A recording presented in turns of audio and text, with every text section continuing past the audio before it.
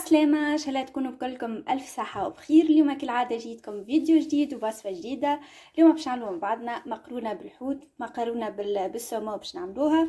لأن حبيت نعمل معاكم الوصفة خاطر نعرف برشا منكم مثلا يكونوا ما يعرفوش مثلا يطيبوا ولا حاجة. ديما نحاول باش اني اي حاجة نعملها نهبطها لكم وكيكا تاخذوا فكرة. بالنسبه للمكونات لنا نسحقوا عندي 3 مغارف كبار طماطم معجونه حليتهم في شويه ماء سخون. هذا القوام اللي تحصلنا عليه. طماطم معناها ولات ما عادش كونسونطري ليكيد شويه. هنا عندي فلفل ثوم. الفلفل بالطبيعه شقيته في الوسط وحطيت فيه شويه ملح. الثوم لنا استعملت راس متوسط. ولنا ذا السومو، خديته من ليدل 375 غرام كما تشوفوا، بلاش لا قشره لا حتى شيء، معناها ديريكت نطيبوه. بالنسبه للفحات لنا عندي ملح، كركم، فلفل احمر وفلفل اكحل وبالطبيعه الرند. لنا الفحات استعملت الكل المغرفه الصغيره، هذه مغرفه معبيه جوست. كان الفلفل الاكحل استعملت شطر مغرفه صغيره وبالطبيعه الزيت. وهذه المقرونه نتاعنا، وتو نبداو مع بعضنا في طريقه التحضير. وتو باش نحضروا مع بعضنا والا باش نبداو مع بعضنا في طريقه التحضير. لان خديت الطنجره اللي باش نطيب فيها الصلصه، حطيت فيها كميه باهيه نتاع زيت، لان استعملت زيت نباتي ما استعملتش زيت زيتونه ولا زيت مخلط. وبالطبيعه الحاجه هذه تقعد لكم اختياريه، لان حبيت نقلي الفلفل بالطبيعه بعد ما شقيته في الوسط ورسيته بشويه ملح. حبيت لنا الفلفل نتاعي نقليه.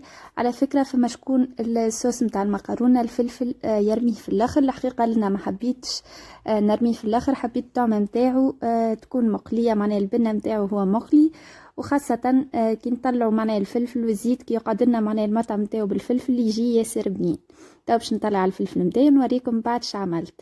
طيب باش نتعداو مع بعضنا لتحضير الصلصه. لنا كما تشوفوا الزيت نتاعي تبدل اللون نتاعو على خاطر قليت فيه الفلفل. وتو باش نحط كميه الطماطم. سبق وقلت لكم اني حطيت 3 مغارف كبار طماطم معجونه حليتهم هكا بالماء سخون. على فكره الطريقه هذه ديما نعملها وتجيني بنينه على الاخر، معناها مش كيما تقليو الطماطم في معناها طماطم وزيت هكا، مش كيما تقليوها مع الماء، راهو كي تقليوها مع الماء تجيكم ياسر بنينه وما تبداش هكا فيها مطعم القروسيه. وديجا قبل كنت نقليها معناها بلاش ما تجيني اولا معناها في ساعه اللون نتاعها يغماق، وكيف كيف زاده تجيني قارصه شويه. انا كما تشوفوا بعد ما حطيت الطماطم توزت مغرفه ثوم. الراس ثوم معناها اللي ريحته حطيته معناها في المرحله هذه كما نقولوا. وتو باش نزيد لفحات اللي هما الملح، الكركم، الفلفل الاحمر والفلفل الاكحل. هذوما هما لفحات بالطبيعه نتوما حسب الرغبه، كسا في الملح والا في الحروريه. والبقيه لفحات العاديين، الكركم والفلفل الاكحل معناها تستعملوا مغرفه صغيره. توا هكا باش نقعد نشكشكهم شويه، وفي الاثناء باش نحط زيادة ورقات الرند باش نخليهم يتقلاو معاهم بالباهي. ولنا كما تشوفوا ضفت ورقات الرند. لنا الصوص نتاعي باش نخليها تتقلى في عقلها، حكايه من ربع ساعه ل4 دراج على نار متوسطه حتى لوين الصوص تقر زيتها وتشربك الماء ذاك الكل معناها اللي حطيناه لها من الاول. وقتها نولي نمرقها بالماء السخون ونزيدها الكميه الكافيه نتاع الماء. هنا كما تشوفوا المقارونه نتاعي والا الصوص نتاع المقارونه قاعده تغلي على روحها. لنا حضرت الحوت باش نفوحوا. الحقيقه لنا باش نعمل 2 ترونش باش نعملهم مقليين، والترونش الاخرى باش نعملها معناها مطبوخه والا في الصوص. لنا بالنسبه للحوت المقلي حضرت لفحات. لنا عندي ملح، كيلو زعتر، فلفل اكحل، فلفل احمر، كمون وكركم. هذوما هما لفحات. لنا عندي زيادة زيت وحاجه اخرى لنا الثوم زاده باش نحطو نسيت باش نحطو معاهم. باش نحط توا الحويتات نتاعنا. وتو باش نتعداو لتفيح الحوت. لان كيما ريتو عملت 2 ترونش، ما عملتش معناها كميه كبيره والا الكميه الكل معناها باش نعملها مقليه. بالطبيعه نتوما حسب الرغبه، كان تعرفوا معناها في عيلتكم تاكلوا المطبوخ اكثر من المقلي معناها تعملوا كميه تاع مطبوخ اكثر من المقلي، والا كان تعرفوا العكس كيما لنا مثلا تحبوا المقلي اكثر او تحطوا معناها كميه كبيره معناها تعملوها مقليه. هنا كما تشوفوا حطيت الملح من الاول بالكل خاطر يلزم الحوت نتاعنا والا الزهومه نتاعنا بصفه عامه يلزمهم يتفوحوا بالملح. وتوزت الكركم، الكليل والزعتر، الفلفل الاكحل. كما تشوفوا من كل حاجه حطيت شويه. فلفل احمر كيف زاد حطيت شطر مغرفه صغيره.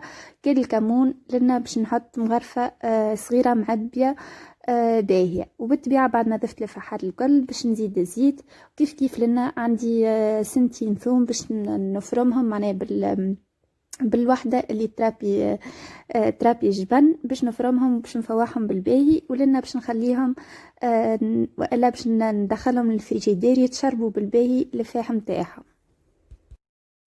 تو كيما ريتو هذوما الحويتات نتاعي باش نقعد ندخل في وسطهم بالباهي الفاح باش الحوت الكل معناه يتشربك الفاح هذاك، ويجينا مفوح معناه ما تبداش حوته مفوحه بالباهي وحوته لا. وكيما قلت لكم لنا باش ندخلهم للفريجيدير، الحقيقه لنا خليتهم اكثر من ساعتين. انتم كان مش متوفر عندكم الوقت والا مزروبين نص ساعه تكفي معناها تجيكم سافا. اما الامانه حسيتوا كي خليتهم ساعتين في الفريجيدير حسيتهم ياسر بنين على الاخر.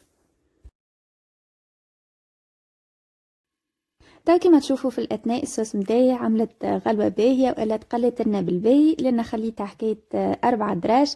حسيلو كيما تشوفوا فيها قرت الزيت نتاعها وشربت الماء اللي حطيناه لها من الاول بالكل. تو باش نمرقها بالماء. بالطبيعه ديما نمرقوا معناها بالماء سخون، ردوا بالنا ما نمرقوش بالماء البارد، سينو المرقه نتاعنا معناها ما توصلش معناها الطياب نتاعها. لنا باش نمرقها بالكميه الكافيه وباش نخليها تغلي على روحها. في اخر مرحله نولي نضيف لها الحوت اللي باش يفوحها. هنا كيما ريتو هذه المقارونه نتاعنا والا الصوص نتاعنا حطيتها للنيفو هذا بالماء باش نخليها تغلي حكايه نص ساعه ومن بعد نرجع لها. وتو الصوص نتاعنا بعد ما تعديت عليها نص ساعه كيما تشوفوا شربت بالباهي المرق ولات صوص خاطره، الصوص اللي حشتنا بها بالضبط.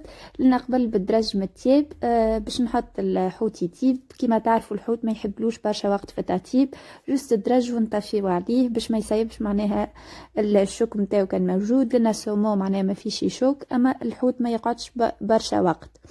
وكيف كيف لنا في الاثناء الحوت نتاعي معناها كيما قلت لكم خليته ساعتين معناها في الفريجيدير. تو باش نقليه باش نحط نطيبه. في الاثناء زاد حضرت الماء اللي باش نصمت فيه المقارونه. كيما تشوفوا على جنب الماء قاعده نصمت في المقارونه نتاعي، والصوص قاعده تطيب على روحها، ولنا قاعده نقلي في الحويتات. بالطبيعه انتم كان تحبوا الحوت مشوي تحطوا معناها اقل زيت وتشويوا الحويتات نتاعكم. الحاجه هذه تقعد لكم حسب الرغبه. السومو لنا الحوت فما برشا منكم يقولوا السومو ما يجيش مقلي ولا حاجه، راهو جربته مقلي وجي بنين على الاخر. حسيروا جربوا الطريقه والا جربوا طريقه التفويح كيف فوحته بالضبط.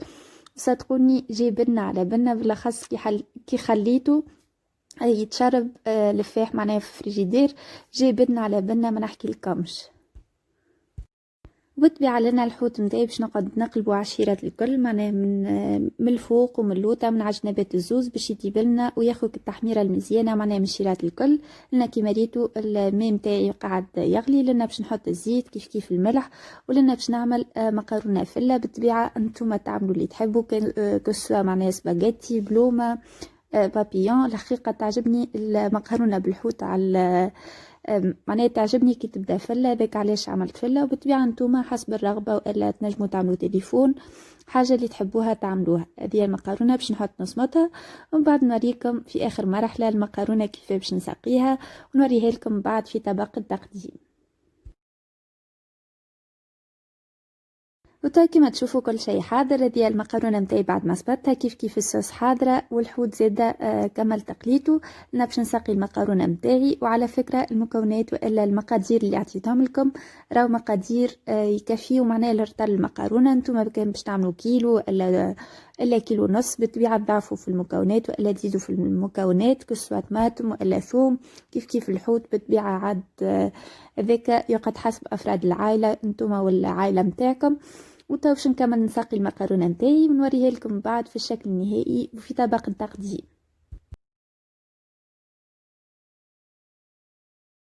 تو كيما تشوفوا هذه المكرونه نتاعنا بعد ما حطيتها في طبق التقديم. لنا زينتها بقرن فلفل مقلي مع الحوت المطبوخ كيف كيف الحوت اللي قليته مع شويه خبز بالطبيعه اللي يحب. حسيلو جات بنه على بنه ونودكم ونشهيكم. هذه وصفتنا كانت لليوم، ان شاء الله تكون عجبتكم ونالت رضاكم. كان جربتوها عجبتكم ما تنساوش باش تحطوا لي في التعليقات.